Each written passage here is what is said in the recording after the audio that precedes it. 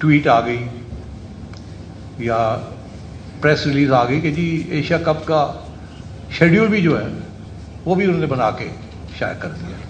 تو آپ کو یاد ہوگا میں نے چھوٹی سی پیاری سی ٹویٹ کی تھی تنظیم کہ اچھا تو آپ نے اگر یہ سارا کچھ کر دیا تو فلانا فلانا بھی آپ کر دیں ہمیں پوچھے بغیر, ہم ہوسٹس ہیں تو آپ وہ بھی کر دیں وہ بھی کر دیں, تو اگر اتنا کچھ کر رہے ہیں. تو اس سے پھر تھوڑا بہت انڈین میڈیا کے اندر تھوڑی سی BCCI کی کھنچائی ہوئی, بٹ کم از کم موقع مل گیا ٹو انگیج. اب میں آپ کو بتاؤں وہ انگیجمنٹ بڑی مشکل تھی, بہت مشکل تھی, کیونکہ ہم سمجھتے ہیں کہ انڈیا کا بڑا کلاؤٹ ہے ICC میں, تو آپ سوچئے کہ ACC میں کتنا کلاؤٹ ہوگا. ہمیں ایگزیکٹو کمیٹی میں بھی ہمیں نہیں بٹھایا ہوا, اور خود ہی سارے فیصلے ہوتے ہیں وہاں, 3-4 ایشین کنٹریز جو ہے وہ فیصلے کر لیتے ہیں, ہمیں پوچھا بھی نہیں جاتا. یہ ہو رہا تھا یہاں, اور یہ کب سے ہو رہا تھا. تو ایک تو یہ سارے ایشوز کو لینا تھا, کھڑا کرنا تھا, اور پھر وہ جو ان کا فیصلہ تھا کہ سارے کا سارا ایشیا کرکٹ کاؤنسل کا جو ایشیا کپ ہے وہ ایک ہی نیوٹرل وینیو پہ ہوگا, اس کو بھی پھر کاؤنٹر کرنا تھا. میں آپ کو بتاؤں اس میں بڑی محنت کرنی پڑی ہمیں, دھکے لگے,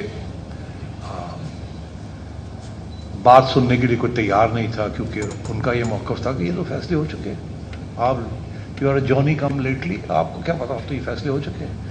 you are Johnny come lately, آپ کو کیا پتا اب تو یہ فیصلے ہو چکے ہیں, اس کو نہیں چھیڑ سکتے آپ. بہرحال دبئی میں میٹنگز میں نے کی, کچھ اوپن میٹنگز تھی, کچھ خفیہ میٹنگز تھی. بحرین میں ہم نے میٹنگز کی, کچھ اوپن میٹنگز تھی, کچھ خفیہ میٹنگز تھی بحرین کے اندر بھی. زوم کے اوپر پتہ نہیں کتنی کالز کی ہیں ہم نے, کبھی ایک ممبر کے ساتھ, کبھی دوسرے ممبر کے ساتھ, کبھی اس کو سمجھا رہے ہیں, کبھی اس کو سمجھا رہے ہیں. بڑی محنت کرنی پڑی, یقین کریں. اور پھر جا کے یہاں ہم پہنچے ہیں کہ ایشیا کپ جو ہے وہ حامی ہوسٹس ہیں. وہ تو ہمیں کہہ رہے تھے اگر آپ کوئی ایشو ہے آپ کے لیے تو ہم آپ سے لے لیتے ہیں ہوسٹنگ رائٹس, پہلے بھی ہوئی ہے, ہم لے لیتے ہیں آپ کی ہوسٹنگ رائٹس, سری لنکا کو دے دیتے ہیں. آفٹر آل سری لنکا نے بھی دی تھی ایک وقت ہوسٹنگ رائٹس بنگلہ دیش کو میرا. تو اس لیے یہ تو کوئی بات ہی نہیں ہے, تو آپ کو کنسلٹ کرنے کی کیا ضرورت ہے, آپ کہتے ہیں نہیں کھیلیں گے نہ کھیلیں, and so on and so forth. تو اس کا نتیجہ یہ نکلا ہے کہ اب فائنلی ہائیبرڈ ماڈل, ACC کی جو پریس ریلیز ہے اس کے اندر لفظ آیا ہے کہ ہائیبرڈ ماڈل. تو میں سمجھتا ہوں یہ ہماری بڑی وکٹری ہے یہ قسم کی, ایٹ لیسٹ مان تو گئے ہیں کہ ہائیبرڈ ماڈل چل سکتا ہے اور چلنا بھی چاہیے. اس کی اہمیت آپ کو جب ہم آگے جائیں گے تو اس کو آپ کو سمجھ آئے گی اس کی اہمیت کیا ہے, اور کہاں جا کے یہ ہمارے لیے ایک نیگوسیٹنگ ٹول بنے گا یا نہیں بنے گا.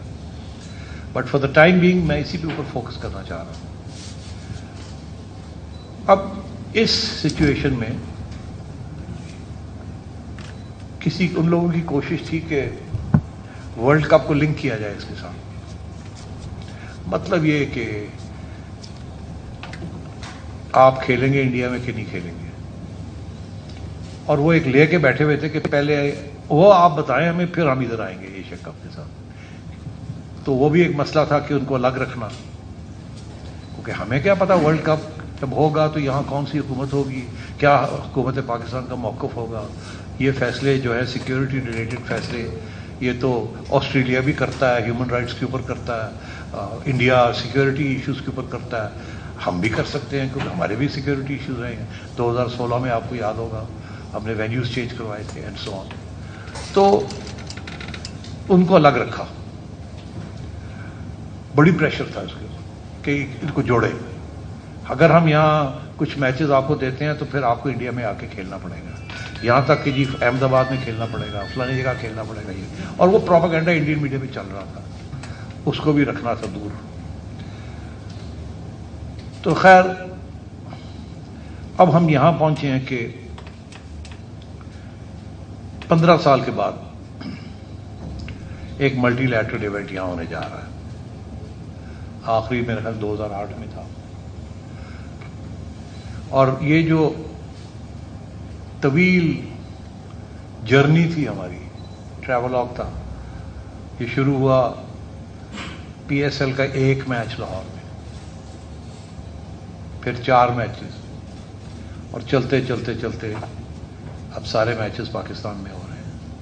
اور اس وقت پہلے زمبابوے کی ٹیم کو بلایا 2014 کے 14-15 زمبابوے آئی. لوگوں نے کہا یار ہے کہ تسی بڑی ٹیم بلاؤ، مگر وہ قطرہ قطرہ سمندر بنتا ہے تو برف کو توڑنا تھا.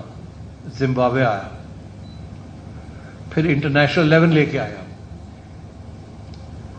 اس کے بعد میں سری لنکا گیا اور میں سری لنکا کو کہا کہ آپ کے اوپر جو کچھ ہوا تھا 2008 میں، اب وقت آ گیا کہ آپ واپس پاکستان آئیں.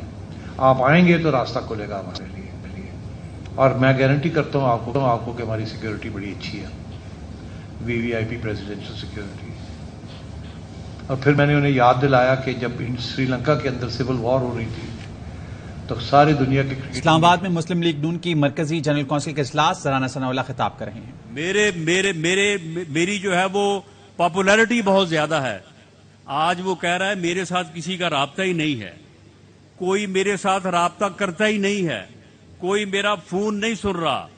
آج حالت یہ ہے کہ جو لوگ اس کی سائڈ پہ کھڑے ہو کے بڑی بلند بلند باتیں کرتے تھے، منہ سے آگ برساتے تھے، آج ان کا حال یہ ہے کہ وہ ٹی وی پہ آتے ہیں، میڈیا پہ آتے ہیں اور کہتے ہیں کہ جی میں پچھلے 3 دن سے قید تنہائی میں تھا، تو لہذا اب PTI کو خدا حافظ، عمران خان کو اللہ حافظ.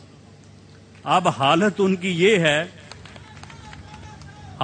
ہے کہ 10 دن کی، ایک ہفتے کی قید جو ہے وہ ان سے برداشت نہیں ہو رہی، اور وہ سب جو ہے وہ اپنی پارٹی کو اور اسے چھوڑ کے جو ہے وہ بھاگ رہے ہیں. جب یہی فرق ہے ایک سیاسی جماعت میں، سیاسی لیڈر میں اور سیاسی کارکن میں. آپ یہ دیکھیں کہ ہمارے قائد کے اوپر جب مشکل وقت آیا تو انہوں نے کوئی اس قسم کی باتیں نہیں کی. انہوں نے صرف ایک ہی بات کی کہ میں اپنے معاملے کو اپنے رب پہ چھوڑتا ہوں، میں اللہ پہ چھوڑتا ہوں. اور آج دیکھیں کہ اللہ نے کیسا انصاف کیا ہے. اللہ نے کیسا انصاف کیا ہے کہ میرے قائد کو بھی اور دوسرے قائدین کو بھی جو جماعت میں یہاں پہ موجود ہیں، ان سب کو جو ہے وہ سرخرو کیا ہے. اور کیا کبھی کسی نے پچھلے 3.5 سال میں، 4 سال میں یا اس سے